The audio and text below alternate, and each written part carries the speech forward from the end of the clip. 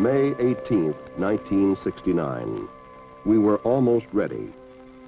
Man had orbited the moon once. Man had test flown the lunar module, the lunar landing craft, in Earth orbit once. But before we would commit men to a lunar landing, there were still a number of things to be worked out. This was the mission of Apollo 10. In the words of its commander, Tom Stafford, to sort out all the unknowns and pave the way for a lunar landing.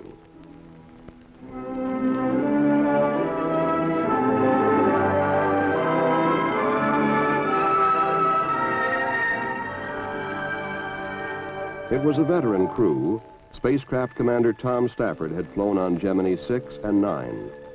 Lunar module pilot Gene Cernan had flown with Stafford on Gemini 9. John Young had been on Gemini 3 and Gemini 10. They would face problems on Apollo 10, problems that would be solved for Apollo 11. Most would be minor, but they would be solved. Stafford, Young, Cernan. They brought to their mission enthusiasm, dedication, responsibility, even amazement. And through the means of color television, they took us with them as they played their part in man's greatest adventure. We are go for a mission to the moon at this time. Tom Stafford reports they are go. We're coming up in the 20-second mark. T-minus 20 seconds and counting. 17 seconds and counting. Guidance internal. 15, 14, 13, 12, 11, 10, 9. We have ignition sequence start. Engines on. 5, 4, 3, 2. All engines running. Launch commit. Liftoff. We have liftoff 49 minutes past the hour.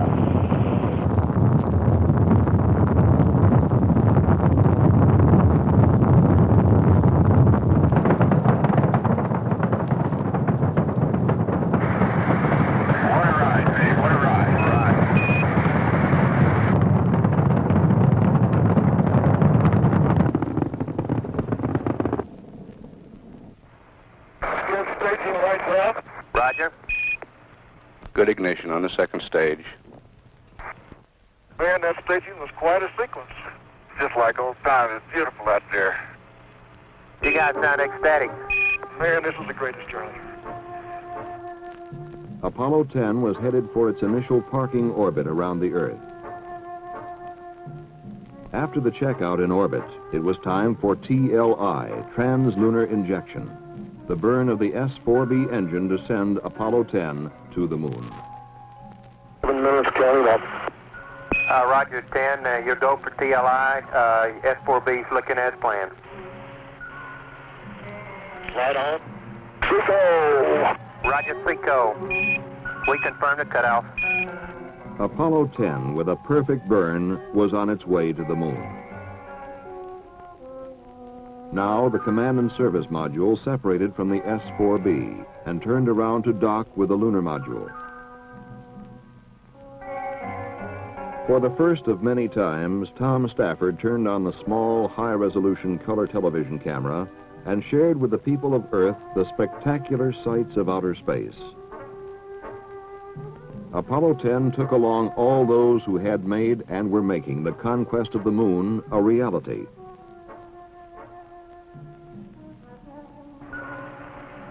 Charlie, we can't be more than about 5-10 feet away. Roger.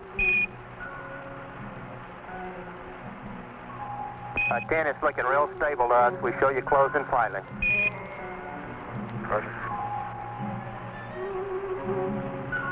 Be docked in a second, I hope. Roger. 10, Houston, you're looking good. We can see the markings in a rendezvous with it. It looks like you just docked. Roger, we got a capture. You haven't fired yet. Roger. Snap, snap, and we're there. Got 2 grays. Roger. You saw the docket, Charlie. Gene, we can read the numbers on the LEM docking window. During the docking, Apollo 10 encountered its first problem. The mylar containing the insulation on the spacecraft hatches had broken, releasing a snowstorm of fiberglass in the zero gravity. Hey, we're going to have a heck of a cleaning job here. They had insulation all in the seal, all in the valve, and it is really a heck of a mess up here. For Apollo 11, it would be fixed. Then we watched as they pulled free of the S-4B and got our first live color pictures of the blue planet Earth. Charlie, this is it's so hard to describe. You can go right up past Alaska and you can see the polar caps. It's incredible. Well, we see it all here, Gene. Its colors are really beautiful. That's great. And the blackest black that you ever could conceive is the setting for all this. Right. So Stafford, Young, and Cernan began their coast away from Earth, their speed continually dropping as the arms of Earth's gravity tried to pull them back. To control the temperature of the spacecraft, they performed a slow, steady rotation. Yeah, it sounds like shortly we'll soon be about 55,000 miles out, huh? Yeah, that's right. Sounds like a long way from home, Joe. It was time to continually check the trajectory and the spacecraft. The command module, call sign Charlie Brown, the lunar module, Snoopy. It was time for conversation, and it was time for showing the people at home on the Earth what space travel is like. And up here, for one time, you have your choice. If you don't like things right side up, you can go upside down. I just do whatever he says. Roger, down here. Okay, we got one of you in each direction. That's the only way to fly. Farther and farther from Earth, Stafford, Young, and Cernan flew on their wingless flight. Now, off the rotating home planet, day and night became only a progression of minutes as the spacecraft rotated at 3 revolutions an hour. They're about to finish that ambule thing, and we're going to psych out. Today and tomorrow, we should be around the moon. Roger.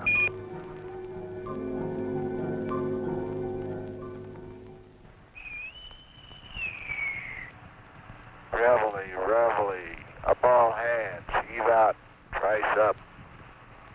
Clean sweep down, fore and aft. Apollo 10, Houston, sounds like we're ready for a naval drill in the flight deck. And here is your horoscope reading for today, Apollo 10. Tom Stafford, you should concentrate on finishing things that you have already started. Today's pace will be moderate. Use this time to take inventory. John Young, you will have a slow day today. This will give you time to concentrate on the work ahead. You will enjoy your surroundings and companions. And Gino, your horoscope reads, give careful thought to your working and driving habits. Do something nice for your friends.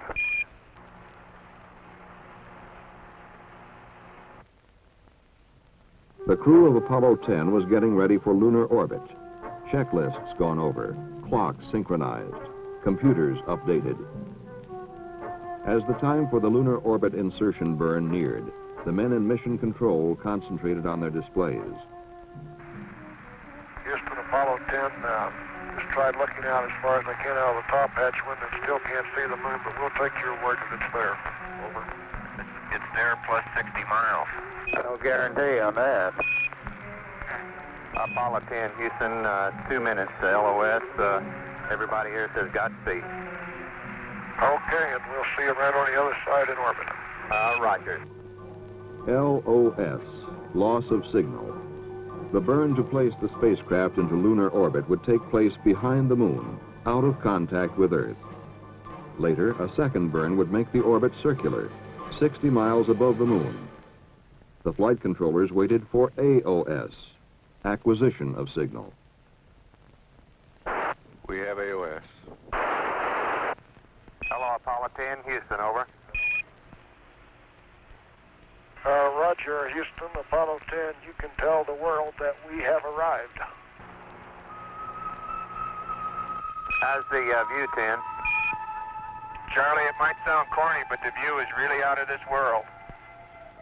For the second time, 3 Americans orbited the moon. The electronic senses of Miss Finn, the manned spaceflight network, followed their flight, measuring precisely their orbital path. Information vital to the success of the first manned landing. On the first orbit, the crew turned the TV camera on the scarred lunar landscape. See the Sea of Crisis up here. That's the first real thing I'm positive of that I've seen that I recognize. And boy, it really stands out. Stafford, Young, Cernan. 250,000 miles from Earth. 60 miles above our desolate satellite.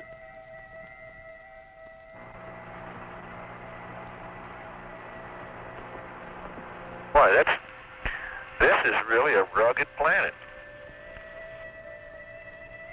But also looking out at the horizon and some of the mountains we can see down here, that's going to be a real kick tomorrow down at 50,000 feet.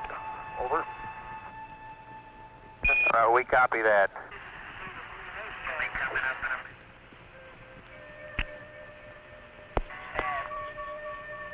Hello, Houston, Apollo 10. We've got a beautiful view of the Earth here, but it's absolutely fantastic.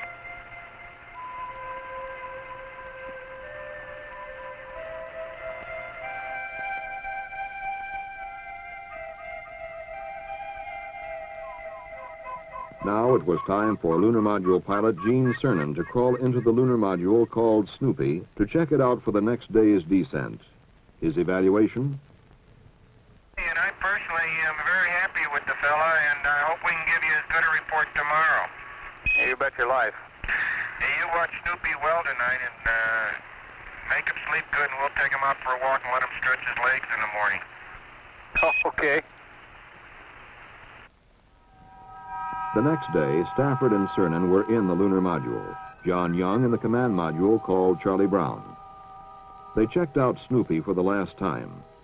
One of the items involved venting the tunnel connecting Snoopy and Charlie Brown to make sure that the spacecraft hatches did not leak.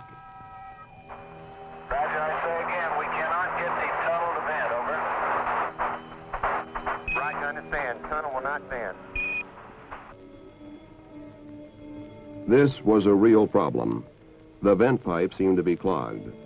However, the hatch integrity was checked by reducing the pressure in the lunar module.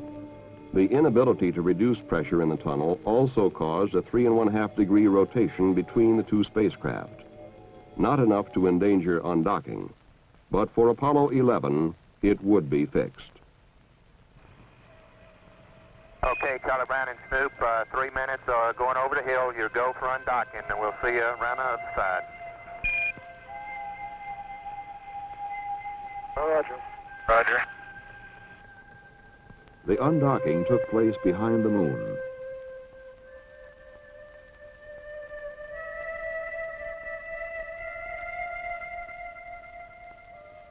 When contact was re-established, Snoopy and Charlie Brown were ready for the separation maneuver prior to descent.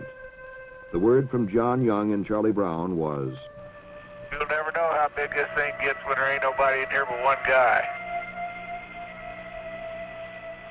You'll never know how small it looks when you're as far away as we are.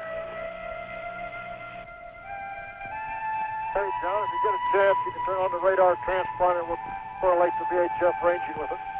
Okay, my transponder is on. Transponder is on and the test switch is in operate. I should be getting a radar signal here, and I sure don't. an electronic piece of radar equipment in the command module was not functioning. Without it, there would be no rendezvous and no low-orbit descent in the lunar module to the moon. In mission control and in the two spacecraft, switch positions and procedures were rechecked. For the descent and subsequent rendezvous were the heart of the Apollo 10 mission.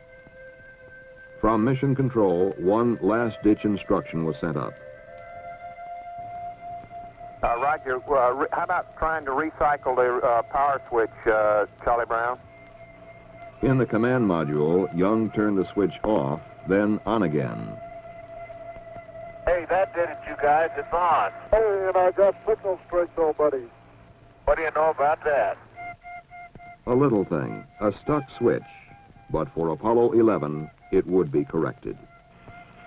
Okay, Jose, say adios, and we'll see you back in about 6 hours.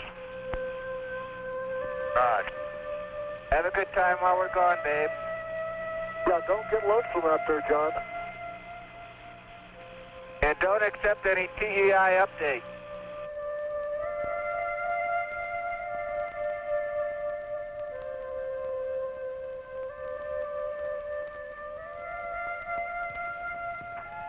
Charlie Brown, Houston, 45 seconds to LOS. You're still go for DOI. DOI, descent orbit insertion, would come about 180 degrees from landing site 2, the primary site for Apollo 11. According to the inexorable laws of celestial mechanics, this burn of the lunar module descent engine would put Stafford, Cernan, and Snoopy less than 10 miles above the site. Once more in mission control, they waited for word from the moon. Houston, Charlie Brown. They're down there among the rocks, mumbling about the boulders and things right now. 8 miles above the surface, 35,000 feet over the ancient hills. Then a communications problem. Contact with Snoopy was reestablished through Charlie Brown. Hello, Houston, this is Snoopy. Right, Snoop, go ahead. We is going, we is down among them, Charlie. Roger, I hear you weaving your way up the freeway. Roger, fantastic, Charlie, fantastic. Roger. Charlie, babe, it's fantastic, babe, really.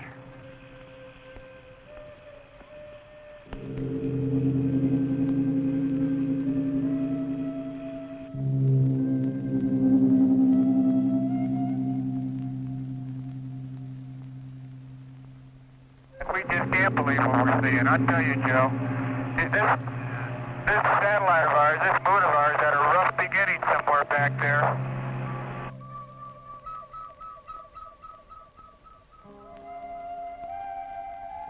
I tell you, we're down here where we can touch the top of some hills, though. Then, one of the key aspects of the mission. Tom Stafford describes the landing site selected for Apollo 11. Yeah, okay, the approach end looks a lot smoother than some of the orbiter photos show.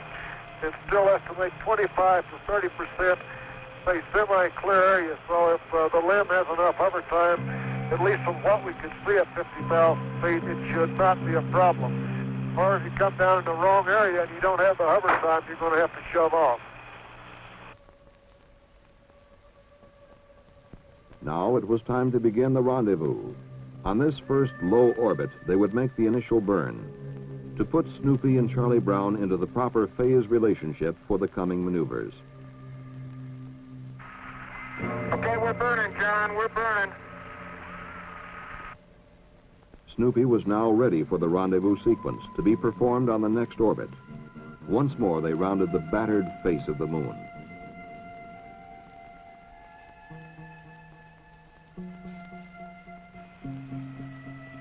Oh, Charlie, we just saw Earthrise, and it's got to be magnificent. Charlie, I don't know how the big man must see things, but if his view is any better than ours, it's got to be fantastic.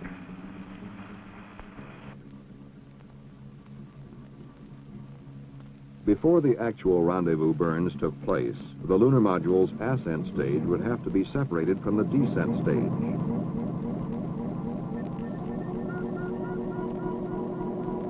But during the separation, something went wrong. Snoopy began to roll rapidly.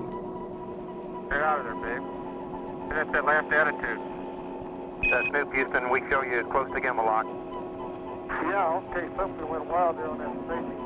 And we're all set. We didn't lock it. We're going to head to the Ottoman. Charlie Brown, Houston, they got staging. They had a wild gyration, though, but they got it under control. It was an unexpected system malfunction. Stafford and Cernan quickly had it under control. In fact, Tom Stafford and Gene Cernan were never in any kind of danger. But for a few seconds, they didn't know that. For Apollo 11, it would be found and corrected. Now the rendezvous sequence came step by step. It was old hat for the veteran crew. In Gemini, Stafford had flown 5 rendezvous, Cernan 4, and Young 3. So Snoopy rose up from the moon to join Charlie Brown. Hey, Joe, we're about ready to dock. Stand by. Okay, John, you're into about 5 feet, babe. Looking beautiful. Hello, yes, Snoopy and Charlie Brown are hugging each other. Roger that. We heard him down here. But the day was not over yet. They still had to prepare the ascent stage and command module for their final separation. We're all back in the command module. The tunnel's all locked up, and we're in attitude and standing by the sep here when you give us the word. We can go ahead and separate now, Charlie Brown. Okay, Houston, we'll give you a countdown. We're all set to go for sep. We'll give you a 5 count. 4, 3, 2, 1, fire. Damn, when he leaves, he leaves. Yeah, it was right into the sun, babe, right into the sun. Actually, like Tom said, there's a lot of people who did a good job, and I tell you, these vehicles so far, that little Snoopy was a real winner. We concur. That big Charlie Brown is no slouch either. The next day, Apollo 10 stayed in orbit around the moon.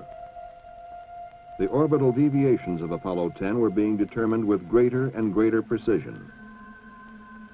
On board, there was more photography, more landmark tracking and navigation. With each revolution, the figures were being pinned down closer and closer in preparation for the arrival of Apollo 11. Tell Jack Smith there's some very interesting looking things that sort of look like volcanoes. There's one on the backside that if it was in a different setting, you could call it Mount Fujiyama. I saw.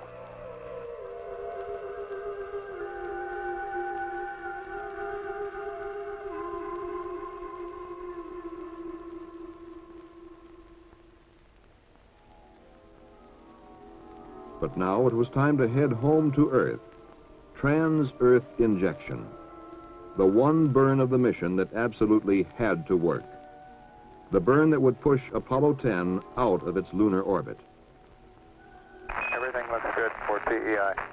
Roger, we're go here, and we'll see on the way home. Again, this most critical of all maneuvers would take place behind the moon, cut off from earthly contact.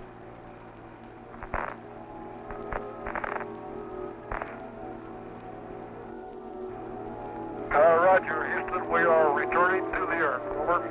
Glad to have you on the way back home, 10. For the last time, Apollo 10 watched the sapphire called Earth rise over a stark lunar horizon. And as they had throughout the mission, Stafford, Young, and Cernan shared with us the sights and feelings of their voyage through color television. You guys are really hauling the mail out of there. Oh, you better believe it. It's like we're climbing straight out, Joe. It's a fantastic sight. It's like we were shot straight out from the center of the moon. You're going about 6,000 feet a second.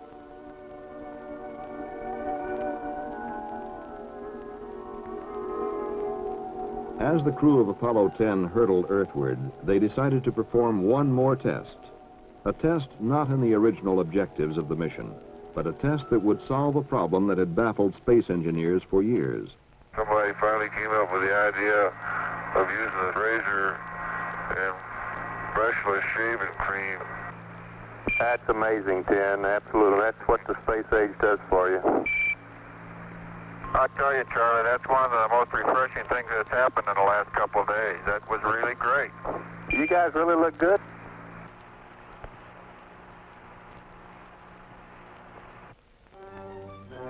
Down from the moon toward the coast of Earth, Apollo 10 sped on its incandescent path, toward its dawn rendezvous at sea.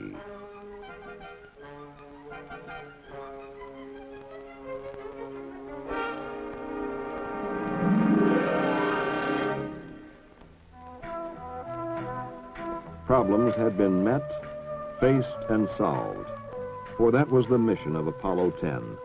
To sort out the unknowns and pave the way.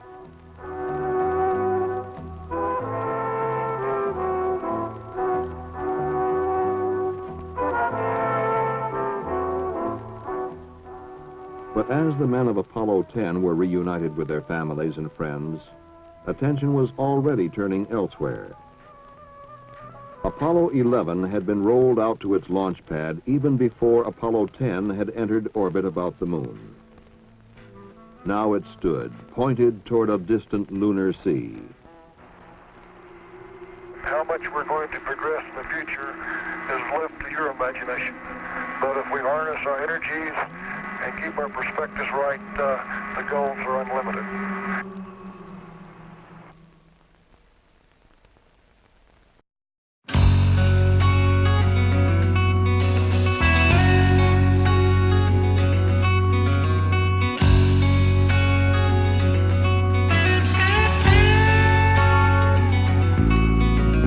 Looking now, baby, see them rockets in the sky. Somewhere there's someone steady staring upwards as they die. Some folks is frowning, doubting, but we'd never play around. Spike a holy ball of fire from the heavens to the ground. Yes, we're looking for a crowd pleaser, rockets in the sky.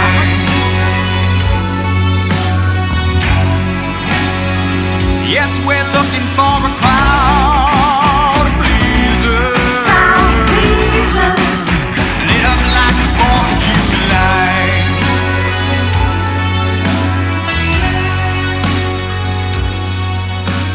Beautiful and deadly like a devil femme fatale. Got people across our nation screaming, can you hear us now? No stranger propaganda, we're all suckers for a show. Grab a weapon at the door and leave behind your moral code. Yes, we're looking for a crowd pleaser, rockets in the sky.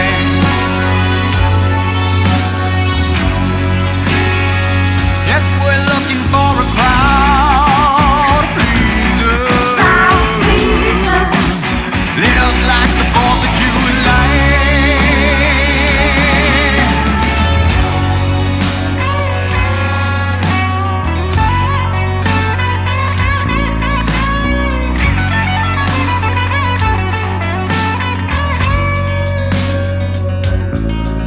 Yes, the waves have all crested and we're all in a daze. We're all down in the valley, just living through the haze.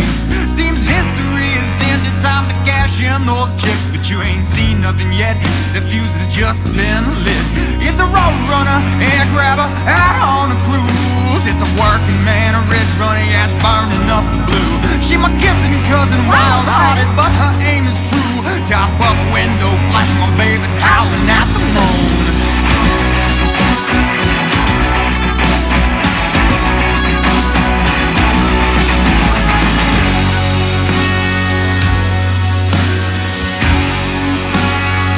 Yes, we're looking for a crowd pleaser,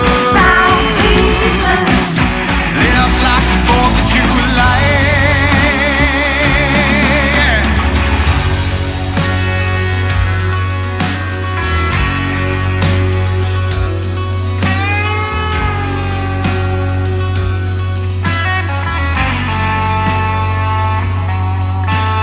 Looking now, baby, see the lights up in the sky.